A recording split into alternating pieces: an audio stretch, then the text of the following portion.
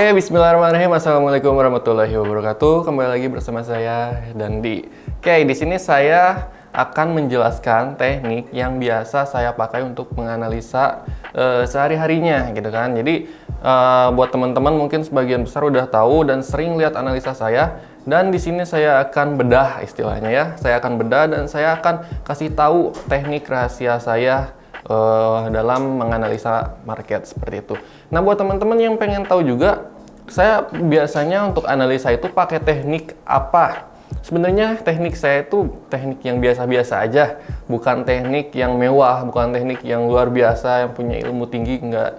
Saya cuma pakai support dan resisten. Paling dibantu charting tools kayak Fibonacci dan juga trendline, mungkin yang seperti itu saja gitu. Nah, sedikit info juga nih buat teman-teman. Ada perbedaan dari indikator dan juga charting tools ya. Kalau Fibonacci dan trendline itu masuknya ke charting tools. Nah, kalau misalnya kayak moving average, MACD, stochastic, terus apa lagi?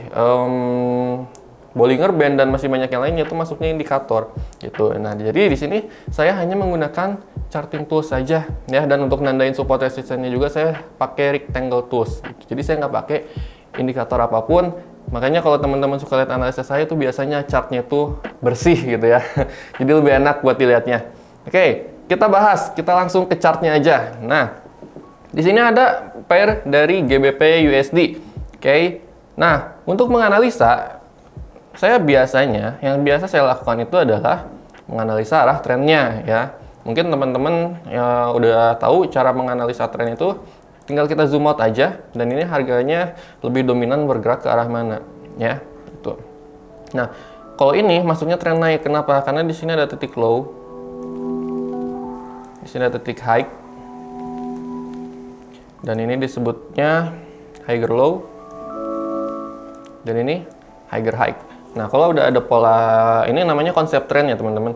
Kalau udah ada konsep tren seperti ini, ada low, high, higher low, dan higher high, ini adalah trennya naik. Jadi kita asumsikan bahwa tren GBP USD ini adalah sedang naik. Dan saya biasa analisa ini pakai time frame H1 ya. Cuman sih kalau biasa saya analisa itu multi time frame, H1, H4, dan D1. H4 dan D1 itu sebagai analisa pendukung saya. Karena saya perlu tahu juga bahwa tren besarnya ini mau bergerak ke arah mana. Jadi saya bisa tahunya di time frame H4 dan D1. Nah, untuk analisa open posisinya saya biasa pakai time frame H1 seperti itu. Nah, kemudian kalau saya udah tahu ini GBP USD tren naik, saya biasanya incer momentum buy-nya ya, karena saya biasa suka follow trend gitu kan. Nah, untuk GBP USD sendiri ini arahnya mau kemana? GBP USD ini arahnya masih akan naik ya, sebelum nanti news FOMC nanti malam. Secara teknikalnya ini masih naik, dan tadi saya udah analisa GU ini seperti ini. Nah, target kenaikan GU ini ada di 1.22826, itu adalah resisten terdekatnya GBP USD ya, dan saya dari pagi udah analisa kalau si GU ini akan naik sampai ke 1.22826, menyentuh resisten terdekatnya. Dan ini sedang ada baru rilis news CPI juga ya, baru rilis news CPI yang hasilnya adalah positif untuk pound sterling. Jadi ini bisa mendorong GBP USD untuk menyentuh area-area resistennya lebih cepat seperti itu. Dan ini udah masuk sesi London, ini udah enak buat kita trading di pair pound sterling ya, seperti itu. Ya, cuman kalau kondisinya udah kayak gini, udah naik gitu kan, kalau kita mau ambil buy itu kan udah nanggung ya teman-teman ya. Karena ibaratkan ini untuk menyentuh ke area resistennya aja ini tinggal 27 pip lagi. Dan kalau kita OP buy sekarang itu malah jadi high risk low return gitu. Cuman kan kalau saya biasa open posisi itu saya incernya yang low risk high return gitu kan. Nah, kalau bagusnya buy-nya di mana sih? Kalau menurut analisa ini kita harusnya tadi ambil buy di titik ini. Saya tandain nih.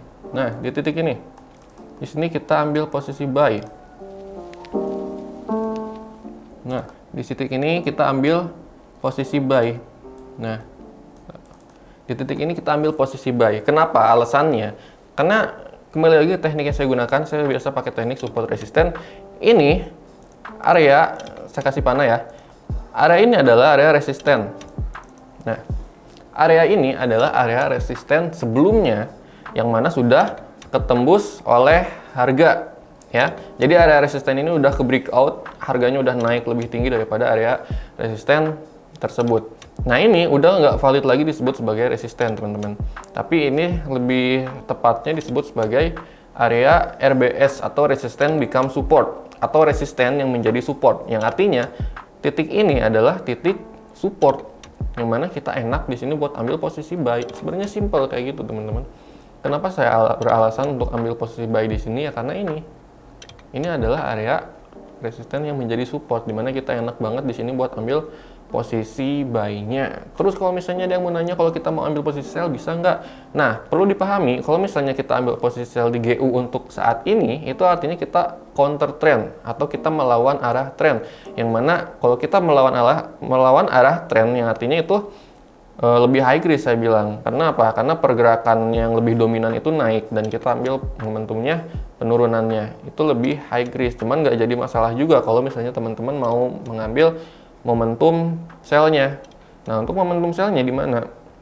Ini ada area resisten di sini. Nah, ini bisa jadi ketahanan. Bisa jadi ketahanan untuk GBP/USD ini lanjut turun. Nah, cuman kalau saya biasanya tunggu konfirmasi dulu. Kalau misalnya harga udah naik sampai resisten ini, kemudian saya tunggu konfirmasinya apakah akan tembus atau balik turun. Nah, ini kalau turun, ini akan membentuk pola double top. Ya teman-teman, kalau misalnya resisten ini nggak ketembus sama GU, ini akan membentuk pola double top yang mana GBP/USD dari situ bisa turun lumayan dalam teman-teman, bisa sampai ke sini. Apalagi prediksi untuk news FOMC nanti malam itu akan menguat dari USD-nya gitu kan. Jadi kalau misalnya GBP/USD ini nggak bisa ketembus area resisten ini dan lanjut turun, itu turunnya bisa dalam. Karena apa? Karena didukung oleh pola double top gitu. Jadi pola-pola kayak double top, double bottom, triple top, triple bottom, HNS, ya HNS itu juga menjadi salah satu faktor analisa saya gitu kan. Jadi banyak faktor lah kalau saya analisa itu. Nah biasa juga saya dibantu oleh Fibonacci retracement gitu kan. Terkadang kalau misalnya marketnya memang enak untuk kita analisis pakai Fibo, saya terkadang pakai Fibo juga. Tapi kalau misalnya cukup pakai support resisten, saya cukup pakai support resisten gitu kan. Yang paling sering saya gunakan sih emang support resisten ini. Support resisten ini yang paling sering saya gunakan untuk menganalisa market. Seperti itu, sangat-sangat simpel. Jadi teman-teman cukup tandai titik support dan titik resistennya aja. Teman-teman itu bisa tahu kemana arah market. Seperti itu. Nah contoh nih untuk XAUUSD, saya tandain yang hari Jumat ya. Hari Jumat itu ada di sini. Ini hari Jumat kalau nggak salah. Senin, Selasa, Rabu. Ya ini hari Jumat. Kita tandain dulu. Nah, di antara dua vertical line ini adalah hari Jumat ya. Saya tandain untuk XAUUSD hari Jumat. Waktu itu XAUUSD terbang tinggi ya waktu hari Jumat karena didukung juga memang ada news dari NFT-nya. Jadi XAUUSD itu terbang cukup tinggi, bahkan sampai hari Seninnya dia bisa menyentuh ke harga 2009.30 teman-teman. Itu area tertinggi di minggu ini kemarin. Nah, kenapa XAU itu bisa naik? Karena kalau kita tarik trend line ya, trend line-nya ini ketembus. Nah, trend line-nya ini ketembus teman-teman. Saya pun ambil sell sebelumnya di sini. Nah, saya ambil sell di titik ini. Saya ambil sell di titik ini karena apa? Karena alasannya udah jelas. Karena di sini ada trend line dan udah kesentuh 3 kali gitu kan. Cuman market berkata lain. Ternyata ketika harga menyentuh trend line di sini, ternyata dia sideways. Nggak seperti saat pantulan pertama dan pantulan kedua, mereka langsung harga itu langsung turun gitu kan. Jadi trend line-nya valid, tapi ketika pantulan yang ketiga dia malah sideways. Dan di sini saya udah curiga bahwa XAUUSD ini bakal terbang, apalagi itu menjelang news. Nah, akhirnya saya cut loss untuk posisi sell-nya dan saya switch untuk buy di candle ini. Nah, ketika candle ini close, saya langsung ambil posisi buy. Karena apa? Karena ini trendline udah ketembus. Ini trendline udah ketembus dan pada saat itu lagi ada momentum news dan ternyata mendorong XAUUSD untuk naik lebih tinggi. Yang akhirnya di situ saya ambil posisi buy. Nah, terus kita pindah ke hari Senin. Hari Senin berarti ada di sebelahnya ya, di antara separator ini dan separator ini. Ini kembali ke hari Senin. Hari Senin itu saya analisa XAUUSD itu akan turun. Oh, Selasa, Senin dan Selasa nih. Kemarin, hari Selasa kemarin, saya analisa XAUUSD itu akan turun jika harga menembus ke 1969. Nah, kenapa alasannya? Nah, kalau yang tadi saya bilang, pola-pola di market itu juga mendukung analisa saya. Saya kemarin analisa XAUUSD bakal turun karena apa? Karena ada pola yang namanya HNS atau Head and Shoulders. Buat teman-teman yang belum tahu apa itu Head and Shoulders, jadi Head and Shoulders itu seperti apa ya? Pola pergerakan harga yang mana itu ada satu kepala dan dua bahu. Karena seperti judulnya, Head and Shoulders, kepala dan bahu gitu kan. Nah, di sini kemarin saya analisa itu SAU akan tembus. Nah, syaratnya apa? Kenapa saya tandain 1969 itu sebagai konfirmasi kalau XAUUSD ini akan turun? Karena itu adalah area neckline-nya. Nah, di sini adalah area neckline-nya. Sebenarnya kalau kita ambil ke teknik support resisten, ini adalah area supportnya juga, tuh kan? Jadi ini saling berkesinambungan, tuh. Kalau area supportnya ini atau area neckline-nya ini ketembus, ya, XAUUSD akan turun. Dan target saya ke berapa? Target saya ke 1940. Target saya ke 1940. Dan ini sudah kesentuh. Lagi-lagi sangat-sangat simpel untuk teknik-teknik yang saya gunakan, tapi akurasinya alhamdulillah lumayan bagus lah untuk cari profit harian, gitu kan. Nah, jadi seperti itu teman-teman untuk teknik-teknik yang biasa saya gunakan. Jadi yang paling sering saya gunakan adalah support resisten. Ini salah satu contoh juga nih. Nah, ini salah satu contoh juga. Ini area resistennya. Ini area resistennya. Memang pola XAUUSD sama GBPUSD ini hampir sama ya. Ini area resistennya. Kemudian resisten ini tertembus dan kemudian ini menjadi area RBS atau resisten yang menjadi support. Yang artinya di sini kita udah tahu kita perlu transaksi apa. Di sini kita ambil posisi buy. Karena apa? Karena harga sudah kembali turun menyentuh area RBS-nya tersebut. Di sini kita ambil posisi buy dan itu cuan. Itu cuan, teman-teman. Dari sini potensi kita ada 25 poin di XAUUSD. Nah, untuk penggunaan stop loss, teman-teman, saya biasanya itu ambil 5-10 poin. 5-10 poin untuk penggunaan stop loss dan take profitnya. Jadi saya 1:1 antara 5-10 poin. Tergantung apa? Tergantung dari area-area support resistennya. Jadi saya biasa perhatiin dulu area support resistennya ada di mana, kemudian saya tentuin stop loss-nya berapa. Cuman rata-rata sih 5-10 poin untuk saya menggunakan stop loss dan take profitnya gitu. Jadi karena kan sistem trading saya juga intraday atau trading harian, jadi saya nggak pakai SL yang terlalu besar dan nggak pakai TP yang terlalu besar juga. Jadi kita ambil rata-rata di 5-10 poin. Nah, kalau misalnya kita ambil buy di sini ya, di titik atau di area RBS-nya kemarin, gitu kan. Nah, di sini area buy di sini, anggap kita pakai stop loss itu 5 poin dari 1912 berarti ke 1912. Kita ambil 10 poin. Kayaknya ini kalau 5 poin kedekatan ya XAUUSD. Berarti di 02. Nah, di 1902. Dan untuk take profitnya juga di 10 poin. Berarti ada di 1922. Nah, kayak gini. Kira ini perlu di zoom ya.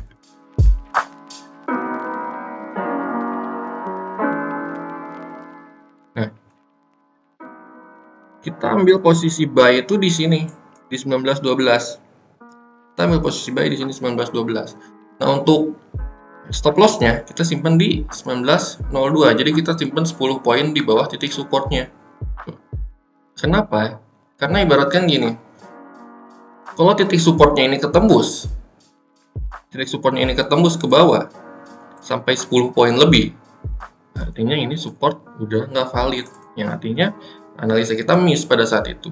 Nah, untuk menghindari analisa kita miss dan untuk menghindari kita loss yang terlalu besar, kita pasang stop loss di 1902, 10 poin di bawah titik supportnya.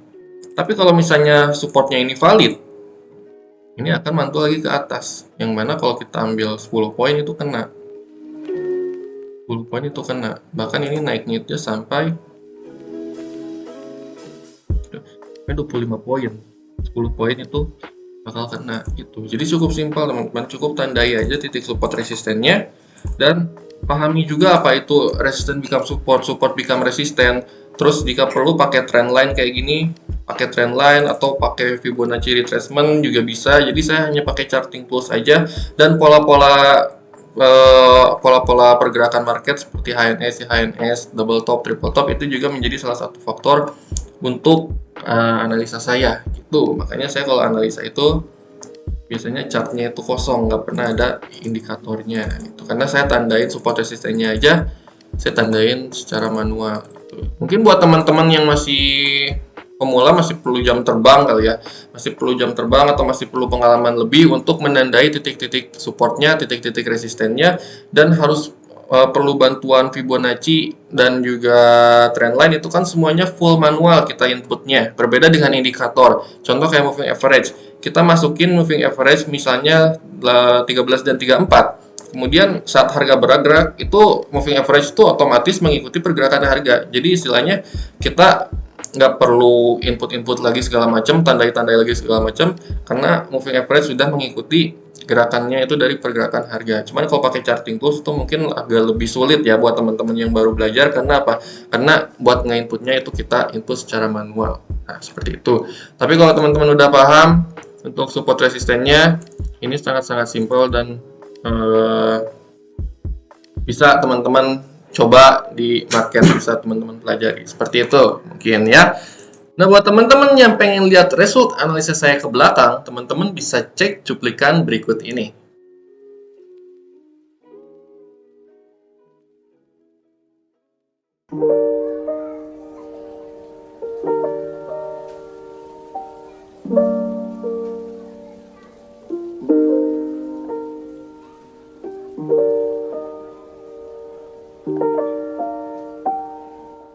Oke, mungkin sekian ya untuk yang bisa saya jelaskan teknik support resisten ini, karena memang kalau saya bahas semuanya itu memerlukan waktu yang sangat panjang gitu ya. Nah, buat teman-teman yang pengen lebih mendalam lagi untuk belajar teknik support resisten ini, teman-teman bisa langsung merapat aja ke kantor Didimax di Jalan Garuda nomor 88 Bandung. Nanti ketemu sama saya langsung ajarin teknik yang biasa saya gunakan.